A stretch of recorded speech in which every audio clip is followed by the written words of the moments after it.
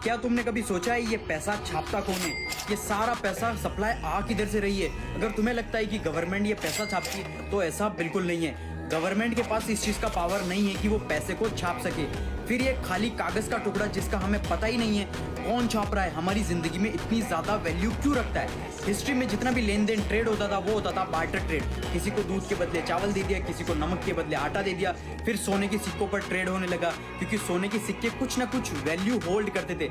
लेकिन ये कागज का टुकड़ा जिसका हमें कुछ पता ही नहीं है, इसे छाप कौन रहा है और किस बेसिस पर छाप रहा है? पूरी दुनिया में 315 यूएस ट्रिलियन डॉलर डेट के अंडर है, लेकिन हमको ये 315 ट्रिलियन डॉलर देने किसको है? ये एक अमीर आदमी अपने टैक्स बचाने के लिए अपना सारी जिंदगी उधार के पैसे पे गुजारते हैं। यहाँ पर मैं छोटे मोटे इंस्टाग्राम पर पैसे दिखाते हैं उन अमीरों की बात नहीं कर रहा हूँ, मैं बात कर रहा हूँ टॉप एलिट्स की, जो अल्ट्रा बिलियनर्स हैं, जो हर सेकंड हजारों करोड़ों कमाते हैं। ये बिलियनर्स क्या करते हैं? अपनी कंपनीज के शेयर्स को बैंक्स के पास रखते हैं, एज ए कोलेटरल रखवाते हैं, करोड़ रुपए का लोन लेते हैं, लोन को वापस पे करने के लिए फिर से लोन लेते हैं और ये पूरा लूप होल तब तक चलता रहता है जब तक ये अमीर मर नहीं जाएंगे। इन सारी बातों का बैंक्स को भी अच्छे से पता है, ये पैसा हमें नहीं मिलने वाला, लेकिन फिर भी वो लोग इन लोगों को लोन्स देते ही रहते हैं। बैंक्स के पास रियलिटी में इतना सारा पैसा होता ही नहीं। बैंक्स के पास बस 5 से 10% फिजिकल कैश होता है, बाकी सारा का सारा पैसा डिजिटल कैश है। मतलब वो सिर्फ कंप्यूटर में कुछ टाइप करते हैं और कंप्यूटर के अंदर नंबर शो हो जाते हैं। इस चीज को हम फाइनेंस में हम